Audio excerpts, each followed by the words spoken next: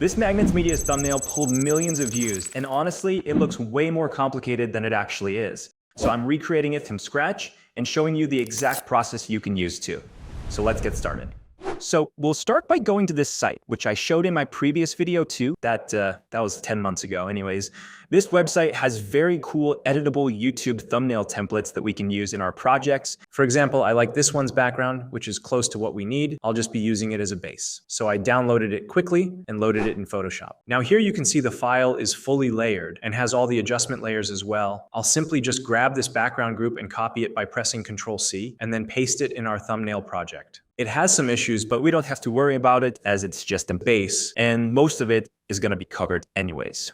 For main subject, I'm using this image. Background is already removed. I'll convert it to Smart Object and just drag and drop it to our thumbnail, adjust the size and position for better positioning. We can go to View, then Guides, then New Guide Layout. I usually set the number of columns to 4 and rows to 2. Also go to View again, then Guides, and lock guides so they don't move accidentally. Now we can reposition the elements in a better way. Then with subject layer selected, go to Filters, then Camera Raw Filter. I added some contrast, darkened the shadows a little more, and just adjusted overall to make it pop more. Then in Effects, I increased texture and clarity a little exaggerated. Once everything looks good, hit OK. Now the most important part, we're gonna make this background fire.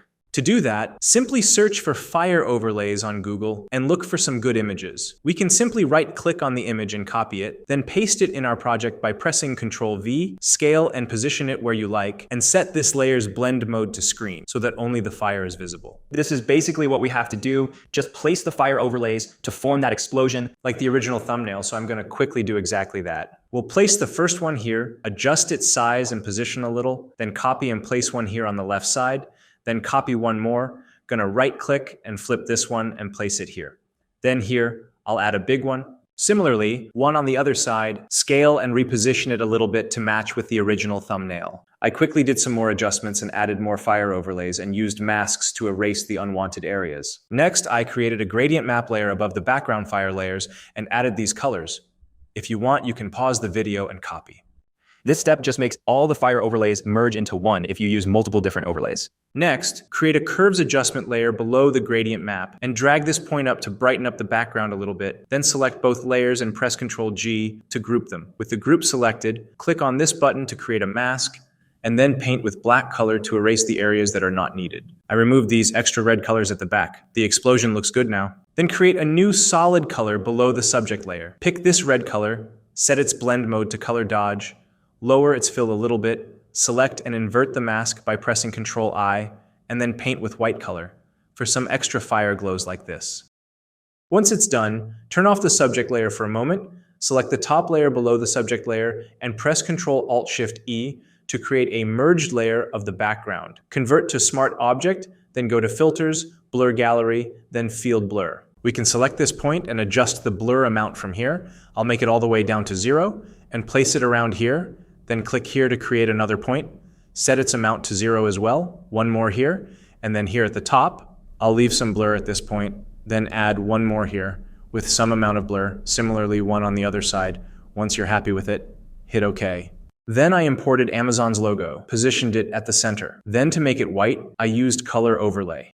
Then move the layer below subject layer. The Amazon's arrow didn't look good here, so I quickly erased it. Then select the logo and press Ctrl+J to duplicate it. We can then hold Alt and slightly scale the bottom layer down like this, then double click on the adjustment to change its color. I'll just make it a little darker. This gives us a 3D illusion. Then I placed this grunge texture over the logo, blend mode set to multiply, readjusted the colors again, and lowered the amount of fill a little bit. Then I added a drop shadow, set its color to black, adjust the position directly by dragging it on the canvas, set the spread amount to 0, and increase the size amount. Finally, lower the opacity slightly, then hit OK. Now we need a hand like this. For that, I'll quickly go to Thumbnail Galaxy again, then here, I'll simply right hand and search. See, we got thumbnails that have hand as a prominent element. This one is pretty close to what we need, so I quickly downloaded it, and let's get back into Photoshop.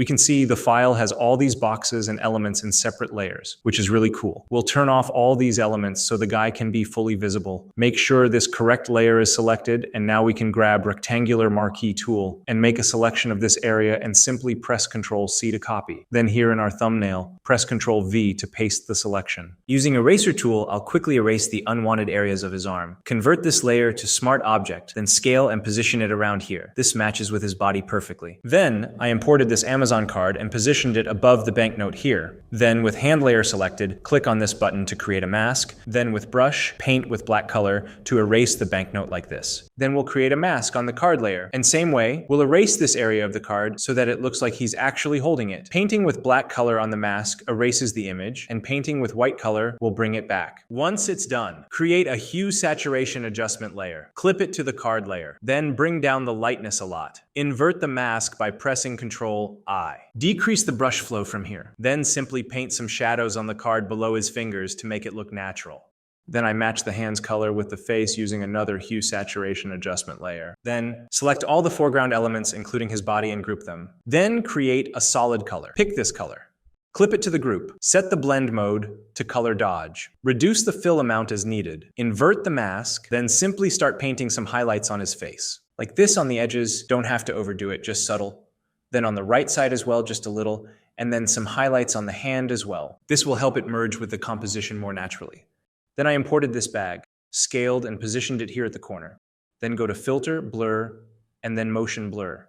Set the angle like this, then increase the blur amount with this slider. Same way, I duplicated and placed one on the other side as well. And with Curves Adjustment, increase the contrast of the bags by creating points like this. Then press Ctrl-Shift-N, set the mode to soft light, then check this box as well. Then click OK. We got this layer. We can paint on it with black for burning and paint with gray to erase. So I'll quickly do some burning on the face. It's like adding shadows. This adds some extra depth to the face and makes it more prominent. You can paint with white for dodging too, but it's not needed here. If it feels too much, reduce its fill or opacity as much as needed. Then with a hue saturation adjustment, check this colorize box. Hue is already set to red, so just increase the saturation to max. Invert the mask.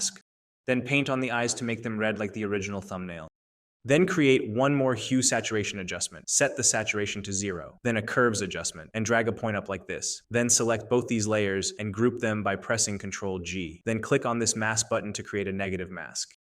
Then simply paint on the mask with white color to brighten the eyes like this. Also paint on his teeth to brighten them up a little as well. After that, I edited the background, added a little more fire in these empty areas by simply copying.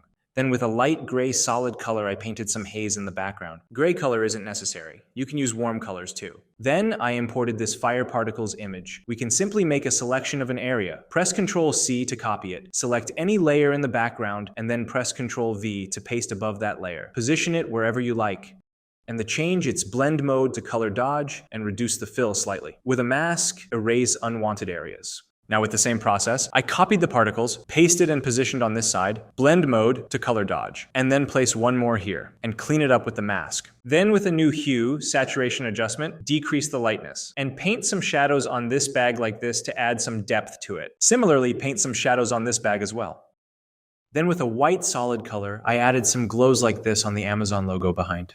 With another hue saturation layer, lightness decreased. Clip it to the subject layer, invert the mask, and painted some shadows on him as well for some extra depth. Simply just painting the shadows on the areas where there are already some. So I'm speeding up the video a little bit here. I'm painting a little exaggerated amount of stuff because at the end I'm going to enhance the details with AI and it will make it natural so we don't have to worry about it. Same way I added some shadows on his hand as well to add some realism to it. After that, I imported this light and placed it on the left side here.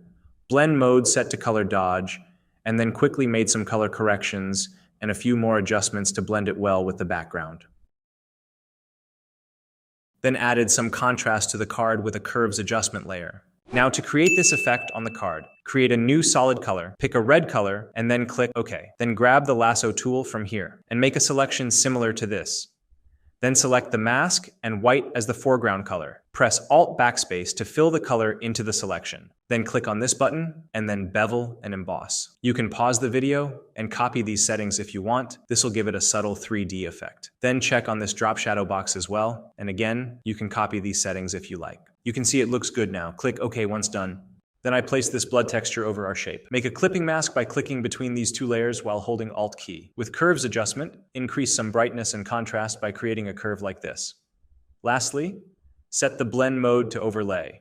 And our thumbnail is pretty much ready. I did some more final adjustments, added some more particles in the background with motion blur. And then I exported the thumbnail and uploaded to Crea AI's enhancer to further enhance the overall composition. You can see this is the result, which is really nice. I quickly downloaded it and then placed it over our thumbnail in Photoshop and masked out only the areas that are needed because it changed the face and other details a little too much. After a few more things, I added the camera raw filter and this is the result. I know it's not exactly the same, but you get the idea on how to make it. Because the point is not to copy, it's to show you the process. Now, if you want this thumbnail PSD along with hundreds of more, try Thumbnail Galaxy. You'll get PSDs that are designed by pros, including the one I made in this video. Well, that is it for today. I'll see you in the next video.